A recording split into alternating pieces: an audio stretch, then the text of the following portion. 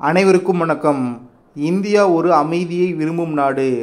ஆனால் அமைதியை பாதுகாக்க ஆயுதப்படைகள் போருக்கு தயாராக இருக்க வேண்டும் என்று பாதுகாப்புத்துறை அமைச்சர் ராஜ்நாத் சிங் அவர்கள் வியாழக்கிழமை கூறினார். உயர்மட்ட இராணுவ தலைமை கூட்டத்தின் இரண்டாவது மற்றும் இறுதி நாளில் உத்தரப்பிரதேசத்தின் லக்னோவில் நடைபெற்ற முதல் கூட்டு தளபதிகள் மாநாட்டில் பேசிய பாதுகாப்புத்துறை அமைச்சர் கூட்டு இராணுவ பார்வையை உருவாக்குவதன் முக்கியத்துவத்தையும் நாடு எதிர்கொள்ளக்கூடிய சவால்களுக்கு தயாராவதன் முக்கியத்துவத்தையும் வலியுறுத்தினார். தேசிய நலன்களை பாதுகாப்பதிலும் ஆத்ம நிர்பர் பாரத் என்ற தொலைநோக்கு பார்வையை முன்னேற்றுவதிலும் ஆயுதப்படைகள் விலை மதிப்பற்ற பங்களிப்பிற்காக அமைச்சர் பாராட்டினார். தற்போது நடைபெற்று வரும் ரஷ்ய உக்ரைன் போர், இஸ்ரேல் ஹமாஸ் மோதல் மற்றும் பங்களாதேஷின் தற்போதைய நிலைமை போன்ற உலகளாவிய பிரச்சனைகளை குறிப்பிட்டு பேசினார். எதிர்கால சவால்களை கணிக்கவும் எதிர்பாராத சூழ்நிலைகளுக்கு தயாராக இருக்கவும் தளபதிகளை வலியுறுத்தினார். பிராந்தியத்தில் அமைதி மற்றும் ஸ்திரத்தன்மைக்கு சவாலாக இருக்கும் வடக்கு எல்லை மற்றும் அண்டை நாடுகளில் உள்ள பிரச்சனைகள் பற்றி விரிவான பகுப்பாய்வு தேவை என்று அவர் எடுத்துரைத்தார். உலகளாவிய ஏற்றத்தாழ்வுகள் இருந்த போதிலும் இந்தியா ஒரு அரிய சமாதான ஈவுத்தொகையை அனுபவித்து வருகிறது. அது அமைதியாக வளர்ந்து வருகிறது. இருப்பினும் அதிகரித்து வரும் சவால்களின் காரணமாக நாம் எச்சரிக்கையாக இருக்க வேண்டும். அமிர்த காலத்தின் போது நமது அமைதியை அப்படியே வைத்திருப்பது முக்கியம். நமக்கு தேவை நமது நிகழ்காலத்தின் மீது கவனம் செலுத்த, தற்போது நம்மை சுற்றி நடக்கும் செயல்பாடுகளை கண்காணித்து எதிர்காலம் சார்ந்ததாக இருப்பதில் கவனம் செலுத்த வேண்டும் என்றார். ஆயுதங்களின் ஆயுத களஞ்சியத்தில் பாரம்பரிய மற்றும் நவீன போர் உபகரணங்களின் சரியான தேவைகளை கண்டறிந்து சேர்க்குமாறு தளபதிகளை அமைச்சர் கேட்டுக்கொண்டார். விண்வெளி மற்றும் மின்னணு போரில் திறன் மேம்பாடு குறித்து அவர் வலியுறுத்தினார். நவீன கால சவால்களை சமாளிப்பதற்கு அவை ஒருங்கிணைந்தவை என்று விவரித்தார். தரவு மற்றும் செயற்கை நுண்ணறிவு துறைகளில் சமீபத்திய தொழில்நுட்ப முன்னேற்றங்களின் பயன்பாட்டை ஆதரிப்பதில் கவனம் செலுத்துமாறு அவர் இராணுவ தலைமையை வலியுறுத்தினார். இந்த கூறுகள் நேரடியாக எந்த மோதலிலும் அல்லது போரிலும் பங்கேற்கவில்லை. அவர்களின் மறைமுக பங்கேற்பு போரின் போக்கை ஒரு பெரிய அளவிற்கு தீர்மானிக்கிறது என்று அவர் மேலும் கூறினார். புதன்கிழமை தொடங்கிய மாநாட்டில் நாட்டின் ஒருங்கிணைந்த உச்சநிலை இராணுவ தலைமையை ஒன்றிணைத்தது. அவர்கள் தேசிய பாதுகாப்பின் பின்னணியில் தேசத்திற்கு தற்போதைய மற்றும் எதிர்கால சவால்கள் குறித்து விவாதித்தனர். உள்நாட்டு மயமாக்கல் மற்றும் ரோபோட்டிக்ஸ் மற்றும் ஏஐ செயல்படுத்தப்பட்ட தன்னாட்சி ஆயுத அமைப்புகளின் பங்கு உள்ளிட்ட பல சமகால சிக்கல்களையும் இது நிவர்த்தி செய்தது. அடுத்த செய்தி. Bharat electronics limited long range radar சாஸ்திராவை உருவாக்குவதன் மூலம் இந்தியாவின் பாதுகாப்பு திறன்கள் ஒரு பெரிய ஊக்கத்திற்கு அமைக்கப்பட்டுள்ளன.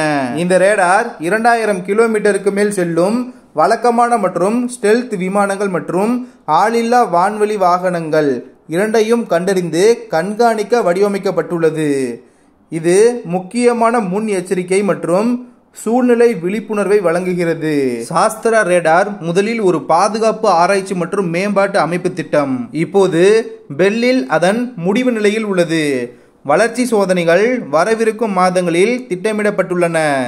இது அதன் செயல்பாட்டு வரிசைப்படுத்தலுக்கான குறிப்பிடத்தக்க முன்னேற்றத்தை குறிக்கிறது.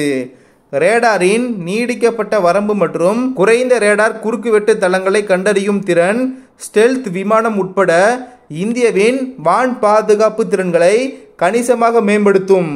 நவீன போரில் ஸ்டெல்த் தொழில்நுட்பத்தின் பயன்பாடு அதிகரித்து வருவதன் வெளிச்சத்தில் இந்த வளர்ச்சி குறிப்பாக குறிப்பிடத்தக்கது.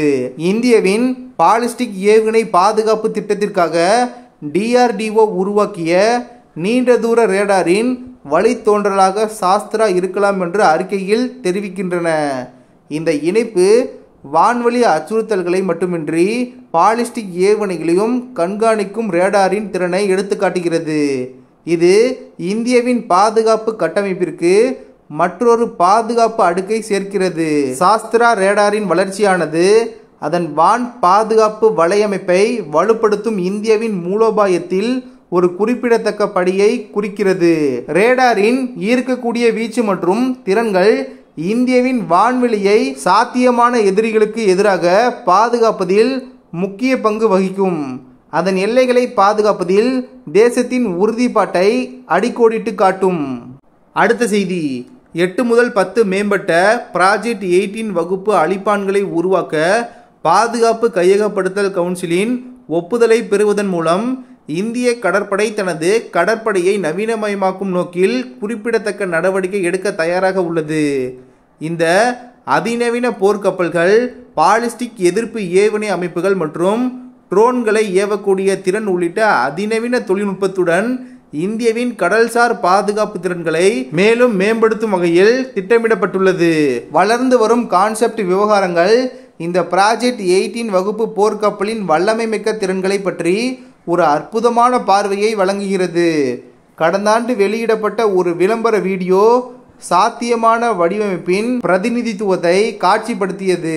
இந்த புதுமையான வடிவமைப்பு 3 6x4 VLS-2 அமைப்பில் மூலோபாய ரீதியாக அமைக்கப்பட்ட கப்பலில் மற்றும் பின்புறம் ஆகிய இரண்டிலும் ஈர்க்கக்கூடிய 144 ஏவுகணை செல்களை உள்ளடக்கியது. VLS-க்கு அப்பால் இந்த போர்க்கப்பல்கள் முக்கிய ரேடாருக்கு பின்னால் அமைந்துள்ள 8 சாய்ந்த ஏவுகணைகளை கொண்டிருக்கும்.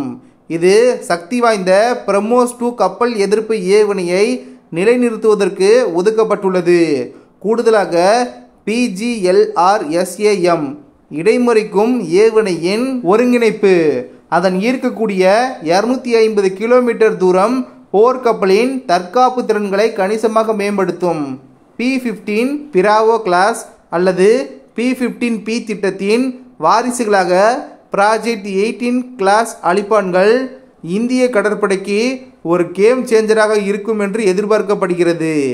கடற்படையில் அவர்கள் சேர்ப்பது நாட்டின் கடல்சார் பாதுகாப்பு மற்றும் பிராந்தியத்தில் மூலோபாய நன்மைக்கு கணிசமான ஊக்கத்தை அளிக்கும் என்று எதிர்பார்க்கப்படுகிறது.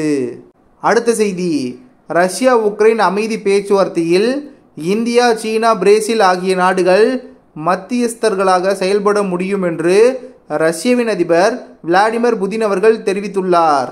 ரஷ்யாவின் விளாடிவோஸ்டோக் நகரில் உள்ள கிழக்கு பொருளாதார மன்றத்தில் கேள்வி பதில் அமர்வில் பேசிய புதின் அவர்கள், ரஷ்யா உக்ரைனுடன் பேச்சுவார்த்தை நடத்த தயாரா என்று கேட்டால் பேச்சுவார்த்தைக்கு நாங்கள் ஒருபோதும் மறுத்ததில்லை. ஆனால் சில இடைக்கால கோரிக்கைகளின் அடிப்படையில் அல்ல.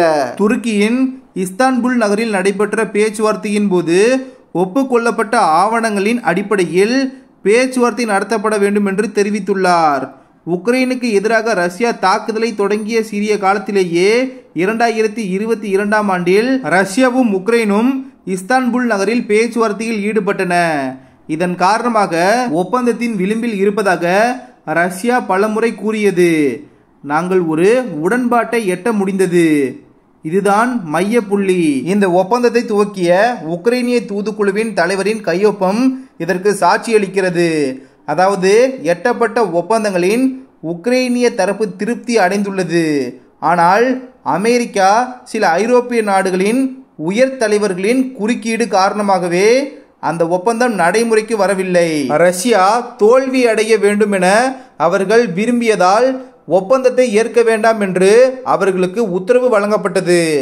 அதன் காரணமாகவே அது நடைமுறைக்கு வரவில்லை என்று ரஷ்ய அதிபர் கூறினார். ரஷ்யா உக்ரைன் அமைதி பேச்சுவார்த்தையில் இந்தியா, சீனா, பிரேசில் ஆகிய நாடுகள் மத்தியஸ்தர்களாக செயல்பட முடியும் என்று ரஷ்யாவின் அதிபர் விளாடிமிர் புதின் அவர்கள் தெரிவித்துள்ளார். புதின் அவர்களின் இந்த கருத்து பாரத பிரதமர் திரு நரேந்திர மோடி அவர்களின் மாஸ்கோ மற்றும் கீவ் பயணத்தை தொடர்ந்து வெளியாகி இருக்கிறது. இந்த வீடியோ இன்ஃபர்மேட்டிவாக இருந்தால் சேனலை சப்ஸ்கிரைப் செய்து கொள்ளுங்கள். நன்றி. ஜெய் ஹிந்த்.